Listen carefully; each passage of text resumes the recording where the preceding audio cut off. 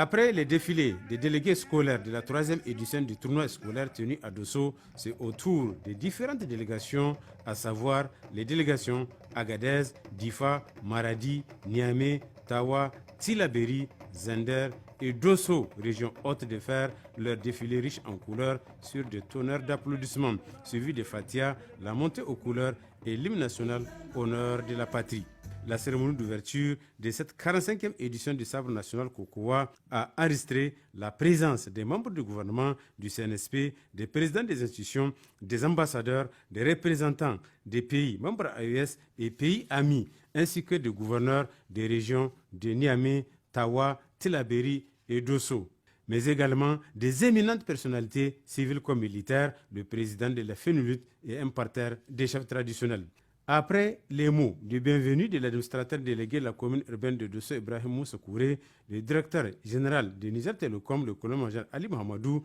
sponsor officiel de cette 45e édition, le président de la FENULUT a pris la parole également pour exprimer toute sa satisfaction et appeler de vive voix les différents acteurs, singulièrement les juges et arbitres, à une application stricte des règlements.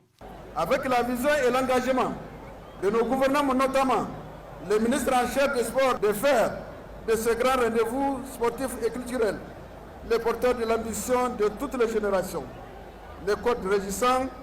le combat du sabre national Kokowa a été soigneusement parcouru par des experts du ministère de la tutelle, des techniciens de la fédération de lutte, des anciens lutteurs et arbitres et des personnes ressources pour les rendre plus propres et pour la réalisation d'un sabre national Kokowa de qualité. Je demanderai aux techniciens, table technique, arbitres et jury de se concentrer sérieusement sur l'application stricte des textes issus de ce nouveau code, sans arrière-passé, parce que la réussite de ce sabre dépendra aussi de la gestion des combats que vous faites à travers le nouveau code. Dans son discours, le ministre de la Jeunesse, de la Culture, des Arts et des Sports a salué la présence des invités de marque des membres du gouvernement avant de s'apaisantir sur le thème de cette 45e édition du Sabre national Kokowa, la Boussanounu Zanchan-Kassani. À partir de ce soir, et ce jusqu'au 29 décembre 2024, notre pays vivra au rythme de son événement sportif et culturel le plus attendu de l'année, le Sabre national Kokowa. Je voudrais en ce moment, empreint de solennité, saluer les membres du Conseil national pour la sauvegarde de la patrie, ceux du gouvernement, les représentants des corps diplomatiques et des organisations nationales et internationales et toutes ces personnalités pour avoir accepté d'honorer de leur présence la présente cérémonie. La 45e édition se veut une suite et une amplification de cet élan patriotique en invitant chacun des Nigériens à cultiver un amour profond pour le Niger. C'est pourquoi elle est placée sous le thème La Boussanounu Zanchan-Kassani.